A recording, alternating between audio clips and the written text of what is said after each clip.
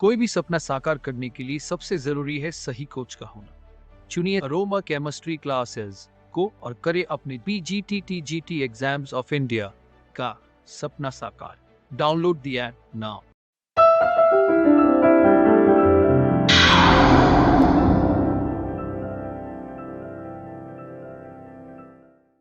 साथियों को अनुसर का प्यार भरा नमस्कार। और आज बात करूंगा एक बहुत ही इंपॉर्टेंट कंसेप्ट का। कंसेप्ट क्या है? आपने मैक्सवेल की जो थ्योरी है, या ऐसे बोलें जो कोलिजन थ्योरी है, उसमें काइनेटिक थ्योरी ऑफ गैसेस का एक बहुत इंपॉर्टेंट पॉइंट माना जाता है कि जब हम लोग ये पॉइंट पढ़ते हैं कि collisions are perfect and elastic, ये खूब टर्म पढ़ते हैं टीचर्स और पढ़ाते भी हैं, लेकिन बहुत सारे लोगों को थोड़ा सा एक डाउट बना रहता है कि आखिरकार इसका मीनिंग था क्या था। यानी collisions are perfect and elastic, ये word collisions are perfect and elastic, ये टर्म क्लियर होना बहुत जरूरी है। यानी कि हमें सिंपली ये जानकारी में आ जाता है कि इसका मतलब होता है total energy should be conserved, यानी कि टोटल एनर्जी जो है वो क्या होनी चाहिए? कंजर्व्ड रहनी चाहिए।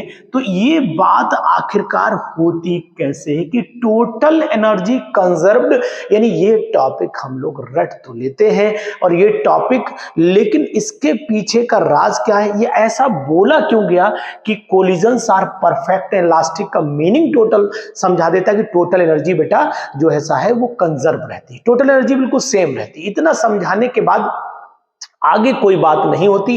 आपने भी पढ़ाया होगा और हम भी आपको बता रहे हैं कि आखिरकार ऐसा होता क्यों नहीं है, यानी कि ऐसा कंसेप्ट बनाया क्यों गया है। इसके पीछे की आपको आज की ये छोटी सी वीडियो बता देगी collisions are perfect and elastic होते क्यों है, क्यों बोला गया कि total energy should be conserve. देखिए क्या होता है, ये मॉलिक्यूल मान लीजिए बेचारा यूं करके वाइब्रेट कर रहा है, यानी कि रैंडम मोशन में है, जिगजैग मोशन में है, यानी कि ब्लाइंड होता है, अंधा होता है मॉलिक्यूल। जैसे कि अगर मैं कहूं कि मुर्गे की गर्दन काट दीजिए, मुर्गा भागता हुआ ऐसे करके चला जाएगा, उसको पता नहीं डायरेक्शन कहां जा रही है, कहां जाकर दीवार में टकरा जाएगा, दूसरे मुर्गे से टकरा जाएगा, पता नहीं कहां टकरा जाएगा।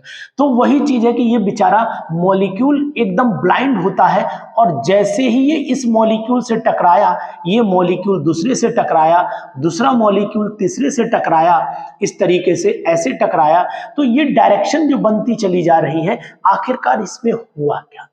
ऐसी कौन सी बात आई कि मुझे कहना पड़ा कि total energy should be conserved. बात यह है कि अगर मान लीजिए इसके पास एनर्जी E1 थी और इसके पास एनर्जी इस समय सपोज कर लेते हैं E2 थी, तो मतलब क्या हुआ कि जब ये इससे टकराया तो टोटल इसने अपनी एनर्जी ट्रांसफर कर दी E2 के पास। अब इसके पास एनर्जी जो बन के आई वो E1 प्लस E2, कुछ 100% तो ट्रांसफर नहीं करेगा, लेकिन एनर्जी ट्रांसफर कर देगा।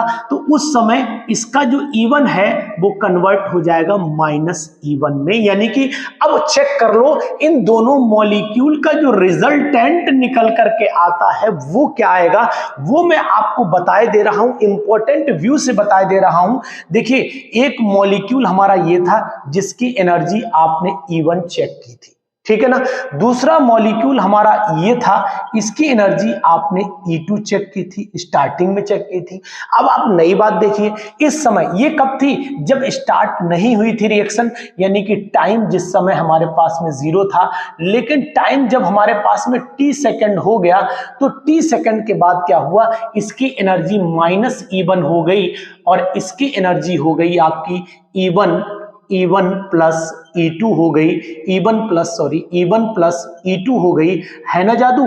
और अगर चेक करिए तो इस E1 को जब उधर ले जाएंगे तो इसका मतलब हुआ ये E1 जब उधर पहुंचेगा तो ये 0 हो जाएगा, यानी कहने का तात्पर्य है कि E2 की वैल्यू जो है उसकी एनर्जी वही हो जाएगी, ये वापस वहीं पर पहुंच जाएगा और ये आपकी E2 के बराबर एनर्जी आ जाएगी और ये आपका हो गया माइनस, इसकी वैल्यू माइनस में हो गई और ये जो एनर्जी थी वापस मिल गई E1 और यहां पर आ गई आपकी क्या हो गई दूसरी आपकी E1 प्लस वाली माइनस वाली जोड़िए तो ये आपका टोटल क्या बनेगा 0 हो जाएगा। तो यानी कि जो एनर्जी इसकी शुरुआत में अगर मान लो सपोज कर लो हमारे पास में E1 थी तो E1 ही हमें एनर्जी मिल जाएगी, क्योंकि अगर मान लीजिए इसने 100% ट्रांसफर कर दी, ये माइनस में चली गई तो यानी कि 100% ट्रांसफर हुई तो ये उस समय ये वैल्यू क्या रही होगी, उस समय ये वैल्यू 0।